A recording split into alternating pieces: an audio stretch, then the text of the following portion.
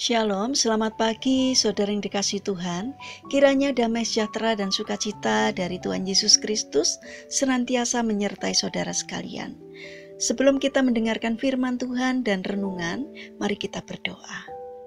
Tuhan Allah Bapa yang baik, kami sungguh bersyukur atas kebaikan dan kemurahan-Mu karena Engkau selalu melindungi kami dalam beristirahat sepanjang malam sehingga kami dapat bangun dalam kondisi baik dan sehat. Jika sebentar kami akan mendengarkan firman-Mu, urapilah kami dengan Roh Kudus-Mu, agar kami dapat mengerti dan memahami apa yang Tuhan sampaikan kepada kami. Terima kasih Tuhan, di dalam nama Tuhan Yesus Kristus kami berdoa. Amin. Saudara yang dikasihi Tuhan, tema renungan pada pagi hari ini adalah Andalkan Tuhan. Bacaan diambil dari kitab Yeremia pasal 17 ayat 7-8. Demikian sabda Tuhan. Diberkatilah orang yang mengandalkan Tuhan, yang menaruh harapannya pada Tuhan. Ia akan seperti pohon yang ditanam di tepi air, yang merambatkan akar-akarnya ke tepi batang air, dan yang tidak mengalami datangnya panas terik. Yang daunnya tetap hijau, yang tidak khawatir dalam tahun kering, dan yang tidak berhenti menghasilkan buah. Saudara yang dikasihi Tuhan, seorang pria bertemu dengan Samuel F.B. Morse, penemu telegraf listrik di perpustakaan Astor, New York. Ia bertanya kepada Morse, ketika melakukan eksperimen, pernahkah Anda mengalami di mana Anda tidak tahu apa yang akan Anda lakukan berikutnya?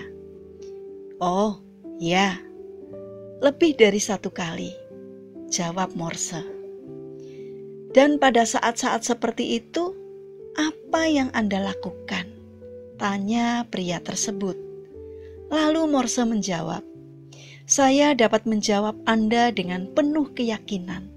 Tetapi ini adalah hal yang tidak diketahui oleh masyarakat umum. Ketika saya tidak dapat melihat secara jelas, saya akan berdoa untuk diberikan lebih banyak sinar.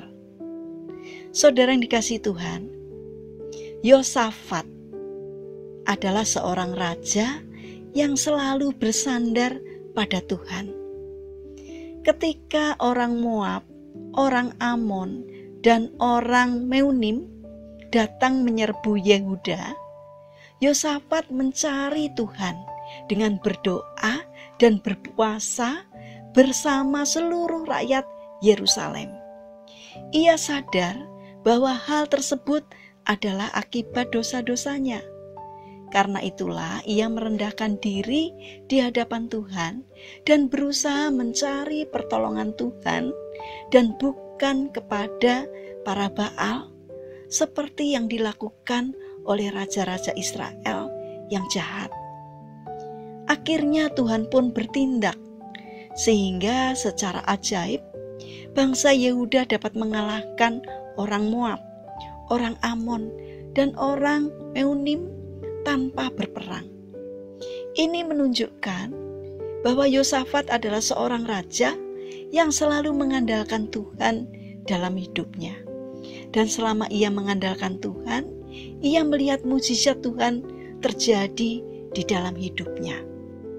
Saudara yang dikasihi Tuhan, dalam kehidupan sebagai pengikut Kristus, hendaklah kita selalu mengandalkan Tuhan.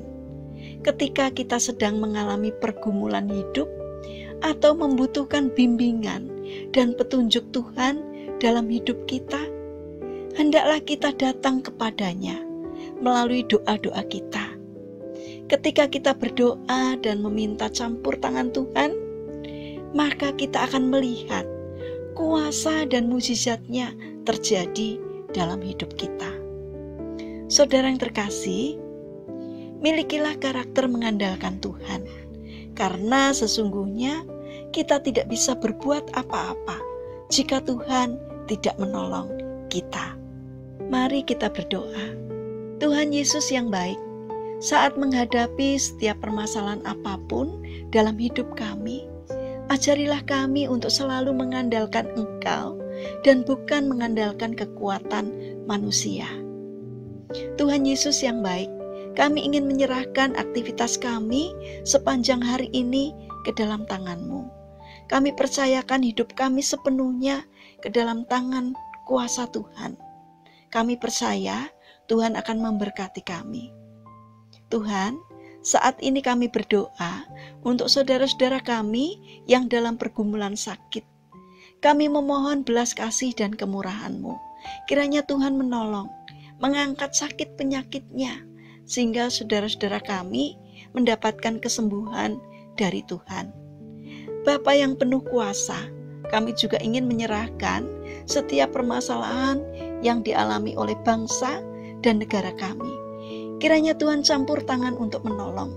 Kirimkan Roh Kudus-Mu untuk menerangi dan membimbing bangsa kami, agar berjalan di jalan yang benar, tidak menuruti hawa nafsu keserakahan dan kedagingan, tetapi memikirkan dan berbelas kasih kepada yang masih membutuhkan pertolongan, sehingga keadilan dan damai sejahtera dapat kami rasakan.